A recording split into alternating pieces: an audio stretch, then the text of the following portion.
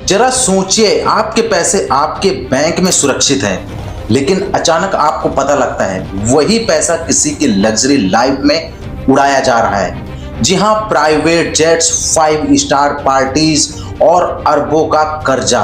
ये कहानी है उस आदमी की जिसने गुड टाइम्स का सपना बेचा और छोड़ गया पीछे 9,000 करोड़ का कर्ज। जी हाँ, हम बात करने वाले हैं विजय माल्या की।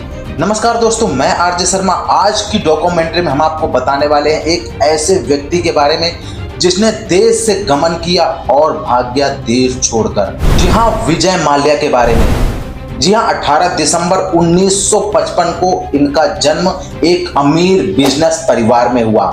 इनके पिता विट्ठल माल्या यूबी ग्रुप के मालिक थे, लेकिन 1983 में उनकी पिता के मौत के बाद सिर्फ 28 साल की उम्र में विजय माल्या ने पूरे अंपायर की जिम्मेवारी संभाली और यहीं से शुरू हुआ एक ऐसा एम्बिनेशन का सफर। जी हाँ, विजय माल्या ने बिजनेस को मॉडर्न बनाया और बियर ब्रांड को इंटरनेशनल लेवल तक ले गए। साथ में लाइफ स्टाइल को और भी लग्जरी बना दिया।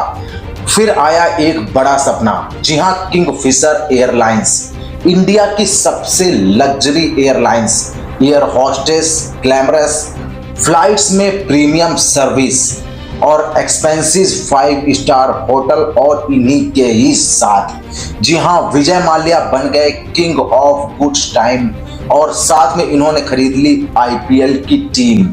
जी हाँ, रॉयल चैलेंजर बेंगलोर। अब यहाँ पे सब कुछ परफेक्ट लग रहा था, लेकिन अंदर ही अंदर तूफान बन रहा था। जी हाँ, किंगफिशर एयरलाइंस ने तेजी से एक्सपेंशन किया, लेकिन प्रॉब्लम्स भी बढ़ने लगी। फ्यूल प्राइस बढ़े, कंपटीशन और बढ़ा, इसके बाद खर्च बहुत ज्यादा हो गया। लेकिन असली गलती क्या थी? प्रॉफिट ज्यादा, फोकस और लग्जरी इमेज पर लॉसेस बढ़ते गए। 2012 में किंगफिशर एयरलाइंस बंद हो गई। जी हाँ, एम्प्लॉय प्रोटेस्ट कर रहे थे, उनकी सैलरी अभी तक भी नहीं मिली और छूट गया हजारों करोड़ों का कर्ज। जी हाँ, शुरू होता है यहीं से असली कंट्रोवर्सी। जी हाँ, विजय माल्या ने कई बैंकों से लोन लिया। State bank of India, Punjab national bank और आईडीबीआई जैसे बहुत सारे बैंकों से लगभग 9,000 करोड़ का लोन लिया और आरोप लगे लोन का गलत इस्तेमाल किया।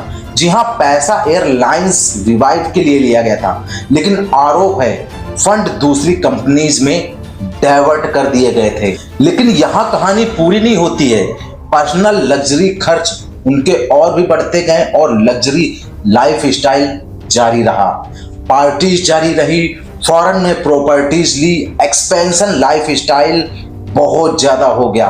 बैंक ने उन्हें डिफॉल्टर घोषित कर दिया क्योंकि उन्होंने जानबूझकर लोन नहीं चुकाया। जी हाँ, मनी लॉन्ड्रिंग केस एजेंसियों ने कहा जो पैसा लिया गया था वो विदेश भेजा गया। जी हाँ, मार्च 2016 जब बैंक प्रेशर बढ़ा रहे थे, तभी अचानक विजय माल्या भारत छोड़कर लंदन में शिफ्ट हो गया और यहीं से शुरू हुआ भगोड़ा बिजनेसमैन का टैग। जी हाँ, भारत सरकार ने यूके सरकार से मांग भी की कि उन्हें यार वापस लेके आया जाए।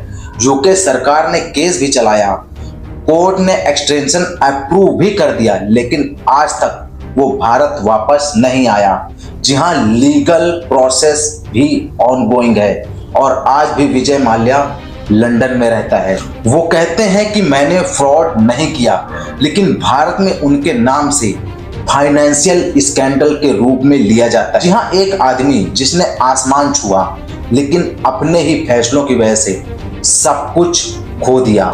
क्या वो क्रिमिनल है या सिस्टम की फेलियर या फिर एक सपना जो बहुत बड़ा था? हमें कमेंट बॉक्स पर जरूर बताना। वीडियो अच्छी लगे लाइक करके चैनल को सब्सक्राइब कर देना। मिलेंगे अगली वीडियो के साथ, तब तक के लिए धन्यवाद और